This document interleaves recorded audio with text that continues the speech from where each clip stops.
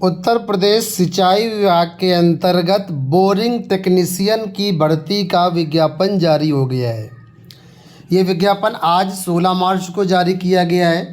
15 अप्रैल से इसके लिए फॉर्म भर सकते हैं और 5 मई तक फीस पेमेंट करने की डेट और फॉर्म को फाइनल सबमिट करने की डेट है। बाकी 12 मई तक आप फॉर्म में संशोधन करके फीस रिवाइज कर सकते हैं। तो अच्छी वैकेंसी है, बहुत सारे लोग इसका इंतज़ार कर रहे थे। तो यूपी SSS यानी कि उत्तर प्रदेश अधीनस्थ सेवा चयन आयोग के अंतर्गत ये विज्ञापन जारी हुआ है। लघु सिंचाई विभाग उत्तर प्रदेश के अंतर्गत ये विज्ञापन है। बोरिंग टेक्नीशियन पद का नाम है और कुल पदों की संख्या है 402। तो इस वीडियो में देखते हैं कि कौन कौन अभ्यर्थी इसके लिए एलिजिबल हैं, कैसे इसका फॉर्म भरा जाएगा, पूरी प्रक्रिया क्या रहेगी। फिलहाल पहले हम आपको बता देते हैं कि ये जो पद है इसमें भर्ती अगर आप होंगे तो वेतन वगैरह कितना मिलेगा, क्या इसकी स्केल है, ये सारी जानकारी जो मोटी मोटी है वो देख लेते हैं।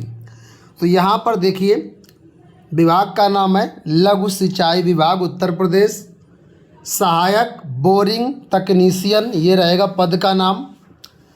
वेतनमान लेवल 2 के अकॉर्डिंग मिलेगा, यानी कि न्यूनतम जो आपका बेसिक बनेगा स्टार्टिंग बेसिक पे वो है 19,900 रुपये।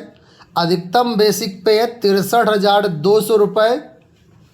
ठीक है, तो स्टार्टिंग अगर हम बात करते हैं तो मुझे लगता है कम से कम नहीं तो 35,000 या 40,000 तक आपकी सैलरी बढ़ेगी जा कर के। 35 तो मान के चलिए आप। ठीक है, पदों की संख्या जो है अनारक्षित के 163 पद हैं, SC के 82 पद हैं, ST के 10 पद हैं, OBC के 107 पद हैं, EWS 40, कुल पद हैं 402 पद है आपका स्थाई। अब इसमें क्षैतिज आरक्षण भी देख लीजिए, आपके सामने है, मैं इसको बोलूँगा नहीं, आप स्क्रीनशॉट ले लीजिए, अच्छे से चेक कर लीजिए।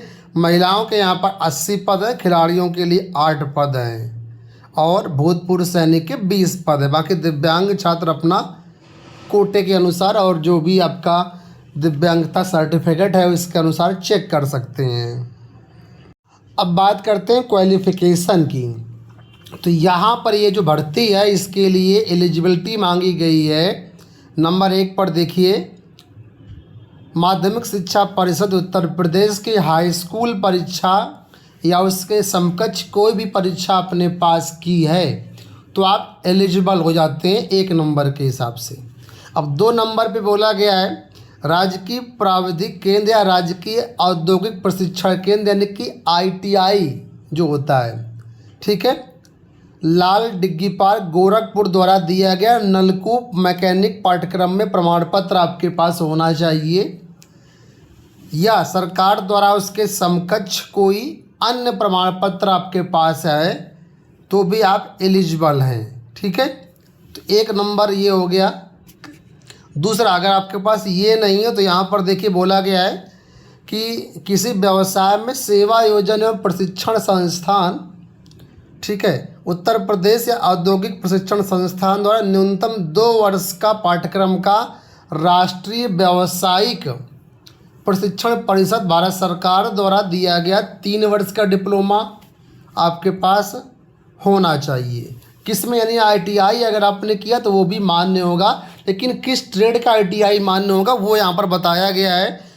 मशीन मिस्त्री, इसको मशीनिस्ट कहते हैं, फिटर, वायरमैन, टर्नर, ठीक है, मशीनिस्ट, फिटर, वायरमैन, टर्नर, ये 4 ट्रेड है। इन 4 ट्रेड में आपने ITI किया हुआ है, SCVT से कोई डिग्री किया हुआ है, सर्टिफिकेट है तो आप ये मान्य होगा। तो कुल मिलाकर के ITI वाले बहुत से छात्र हैं। ठीक है, तो हाई स्कूल पास और ये कोई एक डिग्री आपके पास है तो आप इसके लिए एलिजिबल हो जाते हैं। ठीक है, और भी कुछ यहाँ पर दिया गया तो आप इसको पढ़ सकते हैं। जो मेन चीज़ें थी मैंने आपको बता दिया है। अधिमानी अर्हता में बोला गया प्रादेशिक सेना में न्यूनतम 2 वर्ष की अवधि तक सेवा की है या फिर NCC का B प्रमाण पत्र है तो आपको प्रेफरेंस मिल जाएगा। प्रेफरेंस का मतलब होता है वरीयता मिल जाएगी, ये ज़रूरी नहीं है प्रेफरेंस वाला। ठीक है, आयु सीमा की बात करते हैं तो यहाँ पर आयु सीमा के बारे में बोला गया है कि अभ्यर्थी ने कैलेंडर वर्ष की यानी जिस साल परीक्षा होनी है, जिस साल विज्ञापन आना है, ठीक है, 1 जुलाई को यानी 1 जुलाई 2026 को कम से कम आपकी एज 18 वर्ष हो चुकी हो। ध्यान रखना, आज की डेट में काउंट नहीं करना है, 1 जुलाई को 18 साल हो जानी चाहिए। और अधिकतम की बात करें तो 40 साल होनी चाहिए 1 जुलाई को, और 40 से ज़्यादा नहीं होनी चाहिए, 18 से कम नहीं होनी चाहिए। हालांकि ऐसे अभ्यर्थी जो रिजर्व कैटेगरी से आते हैं उनको ऊपरी आयु सीमा में भी छूट मिल जाएगी, यानी 40 से ज़्यादा होगी तो भी उनको जो है छूट मिल जाएगी। अब एक और इम्पॉर्टेंट चीज़ बता देता हूँ, केवल हाई स्कूल या ITI होने से काम नहीं चलेगा।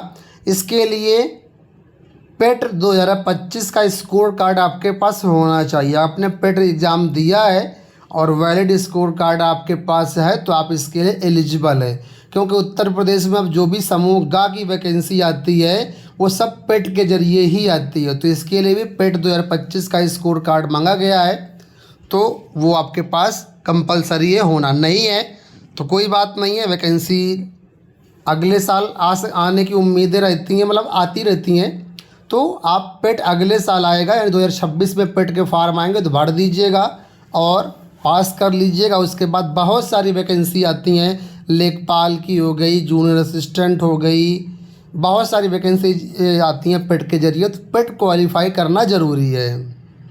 फीस के बारे में बात कर लेते तो मात्र 25 रुपये यहाँ पर फ़ीस लगेगी। सभी कैटेगरी के लिए सेम ही फीस है 25 रुपये, तो इतना फ़ीस आप पे करेंगे, ठीक है। अब यहाँ पर आपको बता दें, जैसे आप फॉर्म भर देते हैं, फॉर्म भरने के बाद जितने भी अभ्यर्थी यहाँ पर अप्लाई करेंगे तो वैकेंसी के हिसाब से अभ्यर्थियों को शॉर्टलिस्ट किया जाएगा PET के स्कोर के आधार पर। जिसका PET में नंबर ज़्यादा होगा उसके शॉर्टलिस्टिंग के चांस ज़्यादा रहेंगे, ठीक है। तो वैकेंसी के हिसाब से आयोग शॉर्टलिस्ट करेगा, एक कटाव जारी करेगा कि इस कटाव के ऊपर वाले सभी अभ्यर्थी पात्र हैं मुख्य परीक्षा के लिए, ठीक है। इसमें एक मुख्य परीक्षा आपकी होगी जिसमें क्या क्या पूछा जाएगा मैं आपको वो बता दे रहा हूँ। तो ये नीचे आप देखेंगे तो इसका पूरा पैटर्न दिया गया मुख्य परीक्षा का। तो यहाँ पर देखिए, ये आपके मुख्य परीक्षा का पैटर्न है, लिखित परीक्षा। 100 प्रश्न होंगे आपकी परीक्षा में, 2 घंटे का समय रहेगा। मल्टीपल चॉइस क्वेश्चन आपसे पूछे जाएंगे, प्रत्येक प्रश्न 1 नंबर का होगा। नेगेटिव मार्किंग के लिए 1/4 की निर्धारित की गई है। भाग 1 आधार सुरक्षा परिचय 10 क्वेश्चन रहेंगे। विद्युत की मौलिक अवधारणाएं 5 क्वेश्चन 5 नंबर। इंजीनियरिंग धातु 5, इकाई प्रणाली 5, पदार्थ विज्ञान 5, द्रव्यमान भार तथा घनत्व 5, चाल एवं वेग 5, कार्य शक्ति ऊर्जा 5, ऊष्मा और तापमान 5, बल 5, तापमापी उपकरण 5, चक्रीय गति 5, ठीक है। इसके बाद दूसरा जो पार्ट होगा आपकी परीक्षा के कंप्यूटर संबंधित होगा, सूचना तकनीकी होगा, ठीक है। इससे संबंधित 15 क्वेश्चन रहेंगे। और तीसरा पार्ट होगा उत्तर प्रदेश से संबंधित कुछ प्रश्न रहेंगे 20, तो कुल मिलाकर के 100 प्रश्न रहेंगे। 100 नंबर का आपका पेपर रहेगा। इस परीक्षा में अगर आप पास होते हैं तो आप आगे ज्वाइनिंग प्रक्रिया की तरफ जाएंगे। अब इसी का डिटेल्ड सिलेबस क्या क्या पढ़ना है वो यहाँ पर दिया गया, तो उसको आप सब्जेक्ट वाइज दिया गया है, इसको आप पढ़ करके अपनी तैयारी आसानी से कर सकते हैं दोस्तों। ये सिलेबस इंग्लिश में भी दिया गया है, हिंदी में भी दिया गया है, तो अपनी सहूलियत के अनुसार इसको देख सकते हैं। अब बात आती है फॉर्म कैसे भरना है। तो फॉर्म भरने की जो डेट थी मैंने आपको बता दिया हूँ, ठीक है। अब UPSSC की वेबसाइट पर जाना है। वेबसाइट पर जाकर के आप इसका फॉर्म जो है 15 अप्रैल से भर सकते हैं, ठीक है, 15 अप्रैल से। बाकी ये नोटिफिकेशन डाउनलोड करना हो तो आपको हमारे टेलीग्राम चैनल पर मिल जाएगा, लिंक वीडियो के डिस्क्रिप्शन बॉक्स में। टेलीग्राम को ज्वाइन कर लेना और डाउनलोड करके पढ़ लेना। धन्यवाद।